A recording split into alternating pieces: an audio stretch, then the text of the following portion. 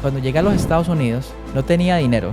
Lo que sí tenía era entrenamiento de educación financiera y tenía un plan. Ese plan para mí sería el 0.0000001% de lo que yo soy ahora. Mi mamá tuvo enfermero, todo, la atendieron muy bien hasta el último día que falleció, pero ella falleció en la abundancia, así como mi padre. Tenían trabajadores, casa, comida en abundancia, todo. Gracias a que uno de sus hijos se acostumbró a ganar y entendió que si se quedaba quieto esperando a que ocurriera un milagro, pues todavía estaría esperando. Cuando tú estás entrenado, estás en capacidad de hacer esas cosas. Yo he entendido, querido Josué, que la realidad, en mi caso, es lo que yo quiero hacer y lo que tengo el deseo de hacer y en lo que doy un paso cada día para lograr, ¿ves? Yo no estoy diciendo que uno siempre va a ganar, pero en el proceso, si uno está perdiendo, por ejemplo, que es lo que me compartes en esa experiencia, ese es un resultado temporal. Y así como los juegos y los deportes, en la vida financiera, tú, por ejemplo, tienes un estado ahora, pero es temporal, independiente que sea bueno o malo. Yo no estoy diciendo nada de eso. Pero en la medida en que uno empieza a trabajar esa parte, el score va cambiando, ¿sí ves? O sea, uno va subiendo y va pagando. Y a mí me tocó hacer todo el proceso. Primero, por ejemplo, cuando vas bien y tienes un revés y empiezas a ver dinero y todo, pues uno hace una lista de lo que debe, ¿cierto? Empiezas a cortar algunos gastos, empiezas a buscar unas nuevas fuentes de ingreso y empiezas a tener un plan. Yo, cuando llegué a los Estados Unidos, no tenía dinero. Lo que sí tenía era entrenamiento de educación financiera y tenía un plan, ¿ves? Ese plan yo lo escribí en Excel. Y parecía, yo me acuerdo cuando lo escribí y se veía muy, digamos, por encima de lo que yo tenía la capacidad de lograr en ese momento. Pero no importa. Todo, el Excel puede con todo, ¿cierto? El papel aguanta el todo. papel aguanta todo, Claro. ¿cierto? Y yo lo pensé en grande comparado como estaba el estado mío en ese momento, ¿sí ves? Pues ahora ese plan para mí sería el 0.0000001% de lo que yo soy ahora, pero en ese momento era grande. Entonces cuando yo pienso en grande, ¿sí ves? Y hoy en día pues hay cosas y cifras que han cambiado mucho y pienso que es importante no intimidarse por los números, porque hay veces uno le tiene miedo a los números. Uno dice, sí, pero ¿para qué tanta plata? Cuando alguien me dice a mí, ¿para qué tanta plata? Es porque no tiene plata, ¿ves? Y cuando uno dice, ¿qué afán hay de hacer riquezas? Ese es un pensamiento muy egoísta, querido Josué. Yo te voy a decir cuál es el afán. Para mí representó atender a mi papá y darle todo lo que él necesitaba los últimos 10 años de su vida, que fue donde más me necesitó, ¿ves? O sea que si yo no tenía afán, si yo era perezoso, si dejemos eso para después, eso no hubiera pasado.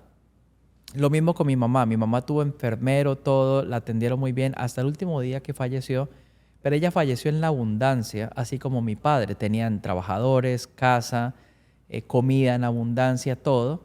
Gracias a que uno de sus hijos se acostumbró a ganar y entendió que si se quedaba quieto esperando a que ocurriera un milagro, pues todavía estaría esperando, ¿sí me entiendes?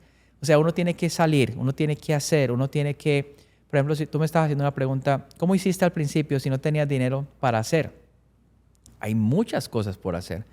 Primero, hay un mercado de valores que está funcionando todo el tiempo, así que necesito entrenarme en eso.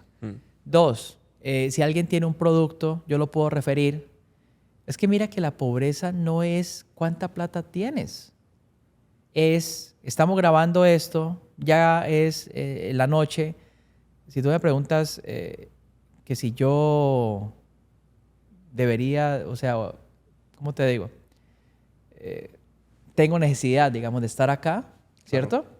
Financiera, yo te diría no, pero sí tengo una necesidad espiritual y emocional y que hay una persona que nos está viendo ahora que de pronto tiene problemas y yo tengo la responsabilidad de estar acá. Es que yo te digo, yo soy tan obsesivo con estas cosas que el día que murió mi papá, yo iba a dar una clase. ¿Qué hace la persona que no tiene un compromiso con la gente? sale y dice, miren, muchachos, qué pena, yo no puedo dar la clase, se acaba de morir mi papá, hablaba 6 veces diarias con él, el amor es indescriptible. ¿Yo sabes qué hice? Antes de dar la clase, Señor, dame fuerza para dar esta clase, pero yo la tengo que dar. Y di la clase en la mañana y como estábamos viendo los reportes de rentabilidad de las empresas más importantes acá en los Estados Unidos, di la clase en la tarde. Cuando terminé la clase en la tarde, les dije a todos, les quiero compartir que mi papá ha partido. Les hice este pequeño video de reseña de él, que fue muy hermoso. Y mañana nos vemos en clase. O sea, yo dije dentro de mí, ¿qué culpa tienen mis alumnos de que esto me haya ocurrido? Claro. ¿Ves? Yo tengo la responsabilidad de entregar este mensaje hoy. Te digo algo, el día de esa clase, el Standard & Poor's 500 y el Nasdaq cayeron y dio el 600% de rentabilidad. Entonces, cuando uno se mete en negocios, tiene que atender el negocio. Tiene que estar ahí. Si tú no estás pendiente los números, las cosas, las estrategias, estás apasionado con tus clientes, que no tienen la energía. Yo me quedo admirado, por ejemplo, de líderes políticos que tenemos acá en los Estados Unidos. Y esa gente ya, por ejemplo, Trump va a cumplir 80 años y el tipo sale yo no sé cuántas veces en redes sociales. Y admirable. Le disparan y te mira con el puño así. Imagínate. O sea, Dios santo, un tipo que tiene quién sabe cuántos billones de dólares y estuvo así de perderla y sigue. Y es que esa es la mentalidad. ¿Sí me entiendes? Entonces yo, por ejemplo, en un deporte, en básquetbol, recuerdo una vez que se me dobló el tobillo. Entonces faltaba un punto para ganar, ¿no? Y yo dije, Dios santo, bueno, yo estoy entrenado para esto. Pero yo pedí, yo necesito, deme en 3 minutos, yo me amarro bien mis zapatos. Y me amarré los zapatos y dije, lo mismo que hice cuando me murió mi papá. Dios, dame la fuerza. Y me paré otra vez e hice el último punto. Yo lo tengo en un video. Lo tengo en un video, está grabado. ¿Ves? Cómo hice esa cesta de 3, entre otras, porque yo eso es lo que hago más que todo. Y después ya me arreglé y me fui. Pero cuando tú estás entrenado, estás en capacidad de hacer esas cosas. Claro. Quiero decirte algo aquí. Y te lo he dicho también anteriormente, pero lo quiero decir en cámaras. Yo tengo mucha admiración y respeto por ti. Gracias. No solamente por la persona que eres tú como persona, sino también por todo lo que has creado. Y como dice Spider-Man, con gran poder hay una gran responsabilidad. Una gran responsabilidad. Y hay muchas personas, y esta pregunta va a ser la siguiente, que dicen, bueno, pero si tiene tanta plata, ¿por qué vende un seminario? ¿Por qué si tiene tanta plata, si es multimillonario, ¿para qué hace un seminario de $99? Una cosita antes de que él responda esa pregunta. Créame que he intentado convencerlo de que sube el precio y no lo hace. Eso está bueno. Esta persona eso aquí, es verdad. Eso es verdad. Yo se lo he dicho, he intentado desde que lo conocí decirle, Alejandro, pero sube el precio porque... Y no lo ha hecho. Entonces, poniendo la pregunta, ¿por qué, si es multimillonario, vende un seminario? Eso es como decirle a Clint Eastwood, ¿por qué a los 90 años sigue dirigiendo, o a Spielberg? O tú sabes que esta película de X-Men y... Sí, de Wolverine y X-Men. Wolverine y Deadpool, ¿no? Entre otras, lo que no me gustó es que dice mucha grosería y no me gusta que los héroes tomen. Si tú ves cuántas groserías decía Batman, el del 89, ni una. ¿Cuántas groserías, cuántos madrazos o F-word dijo Superman, por ejemplo, el del 78? Ese es un héroe, ¿ves? Cuando su boca, su comportamiento, todo es... Pero lo mismo, Deadpool, el actor, tiene un montón de plata. Necesita hacer una película de Deadpool. No, pero le gusta. Entonces, a mí me gusta compartir mi experiencia. Porque es una experiencia de una persona que nació en un hogar privilegiado. Ese padre tuvo una empresa próspera por muchos años, la perdió, prácticamente queda en la quiebra. Yo trabajaba con él y estuve con él hasta el final. Luego me tocó idearme una forma para recuperar esa empresa. Aprendí sobre cómo manejar las crisis. Aprendí sobre cómo pasar de un océano rojo a un océano azul. Me volví un estratega. A través de una tesis de grado, esa empresa se recuperó y sigue vigente y sigue facturando y sigue vendiendo y sigue en la familia. Yo me tuve que reinventar. No quise ser del sector gráfico, sino que empecé en el sector financiero, en la bolsa de valores. A través de una trayectoria académica, me di cuenta que si yo me seguía volviendo un académico adictivo, o sea, al conocimiento, no iba a llegar a ninguna parte. Tuve que empezar a reinventarme, aprender sobre finanzas, pasar un proceso, tener subidas y bajadas, quiebras, reveses, cosas, y utilizando mi mente y mis emociones, todo ese tiempo, todos esos años, empecé a utilizar, digamos, mi mente, mis emociones, empecé a pedirle a Dios, así como lo hice el día que murió mi papá, y cuando lo he hecho en los deportes, esa energía extra de superar obstáculos, de no importarle lo que digan los demás, de vivir en libertad, de tener una vida con propósito, de ser un hombre feliz, ¿sí me entiendes?, con su familia, de ser útil, porque imagínate que puede ser una persona que de pronto estaba pensando en darse un tiro y resulta que otra persona te dice, si tú te entrenas, pídele a la vida otro round, ¿ves? A mí, yo tuve muchas batallas, Josué, con la bolsa de valores, por ejemplo. Casi me mata, te lo digo. Perdí muchos rounds contra el mercado, pero hubo uno en que gané. Y ese ciclo de pérdida se empezó a volver un ciclo de ganancia. En la propiedad raíz, por ejemplo, la primera casa, yo fui al banco y me dijeron, no. No, yo tenía la ilusión de comprar una casa y me dijeron, no. Resulta que ese no, realmente esa casa, la primera casa que yo vi, eso no era para mí, no estaba ubicada bien, ¿ves? Y luego me dio frustración y yo dije, pero me voy a organizar mejor y vuelvo al año siguiente. Y el año siguiente volví y me dijeron sí. Y la propiedad que compré fue perfecta, ¿ves? Una super propiedad. Y esa primera experiencia se convirtió en un imán para la segunda, para la tercera, para la cuarta, para la quinta, para la sexta, para la séptima. Y se empezó a crecer en mi portafolio de real estate de una forma exponencial. Ya tengo propiedades en diferentes estados en los Estados Unidos, o sea, no solamente en la Florida, sino en varios estados.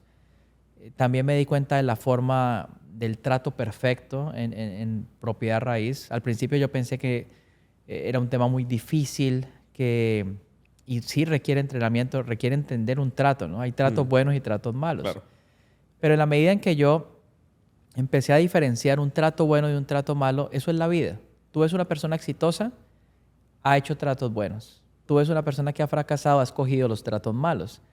Y en la bolsa de valores te van a salir tratos todos los días. Y hay tratos buenos y tratos malos. Por ejemplo, con la acción de Moderna, estudiando un reporte, que eso pues está ocurriendo, ocurrió en los reportes de hace unos meses. Había un trato, ¿ves? Y yo dije, bueno, esta acción, vamos a examinar ese trato. Y la acción cayó el 20%. Pero el día anterior habían unas condiciones en el mercado de opciones. Y yo dije, este trato puede pasar, 500% de rentabilidad. En el Nasdaq, cuando ha visitado las zonas de piso y esto, tú dices, ok, salió esta vela, viene esta caída, estamos en tendencia al alza, esto y lo otro. Están estas alternativas de inversión y que tú puedas escoger la mejor y al otro día revisas tu cuenta y se creció 15 veces. Entonces es porque estás escogiendo tratos buenos, claro. ¿Ves? Ahí no termina la cosa, ahí viene el peligro. Te confías mucho, aumenta la inteligencia, saliste con un montón de plata y quieres volverla a dejar en el mercado. Entonces empiezan las emociones y empieza la parte espiritual a decirte, tienes que ser buen mayordomo, tienes que, esa plata que te ganaste, tienes que convertirla en un activo. Hay otras tentaciones, ¿cierto? Que quieres comprar cosas que de pronto no necesitas y esto. Pero esa sabiduría te permite seguir avanzando, querido José. Y olvidarte del ego, olvidarte de estar compitiendo con todo el mundo y enfocarte en tu proceso y hacer los cambios que tienes que hacer. Y yo también, pues a través de que te he conocido y hemos ajustado, digamos, las tuercas en diferentes, los tornillitos, ¿cierto? En diferentes cosas, pues uno ve los cambios, ¿ves? Y es tener la humildad, ¿cierto? Que muchos estudiantes de hecho tienen, porque yo tengo estudiantes que llevan 8 años y siguen acompañándome todas las semanas. Y ellos podrían decir, no, yo ya sé todo, pero siempre aprenden algo nuevo, ¿ves? Siempre hay algo nuevo, siempre hay algo que hacemos mejor, y tener la humildad de escuchar a otra persona, porque otra persona dice, no, pero es que mira, yo vendo esto y tú... Y empiezan los egos y los orgullos y dicen, no. O sea, estoy abierto a escuchar. Y yo pienso que eso es lo que hace un empresario exitoso, cuando uno cree que tiene todas las respuestas. Cuando uno cree que ya llegó, que no hay más. Imagínate yo pensar hace 3 años, no, yo ya lo logré, dejemos eso, después vengo, me voy de vacaciones a Europa y a Asia 6 meses y dejo las cosas así, pues no estaríamos aquí sentados, ¿ves? Claro. Es una carrera que uno escoge. Uno quiere ser empresario e inversionista, hay que trabajar las emociones de una forma distinta, hay que trabajar la mente de una forma distinta, hay que saber jugar en equipo, ¿ves? Esa experiencia que tú me compartiste, el equipo fue importante, ¿cierto? Sí, 100%. Y eso es, yo he vencido otros equipos que tienen mejores jugadores solamente porque somos mejor equipo. Los otros son individuales. Correcto. ¿Ves? Y esa es una gran lección de humildad. De hecho, en las Olimpiadas, Estados Unidos, el equipo de básquetbol de Estados Unidos una vez perdió contra Argentina. Porque era un equipo lleno de estrellas. No eran un buen equipo. Imagínate los egos, ¿no? Claro. Las cosas y todo el mundo quiere lucirse. Pero en los negocios, si te luces, de pronto pierdes. Sí. ¿Ves? Tienes que estar enfocado en lo que tienes que hacer. Y si a mí me dice, por ejemplo, José, mira, tienes que hacer este video, yo lo hago. ¿Ves? Me gusta o me siento incómodo. A mí no me interesa si estoy cómodo, estoy incómodo, yo lo tengo que hacer. ¿Ves? Y tengo que hacerlo lo mejor que pueda. Y si no tengo la energía, tengo que sacarla de donde salga. ¿Ves? Y si me dicen, mira, hay que hacer esto, esto y esto, pues vamos a hacerlo. Vamos a hacer que pase.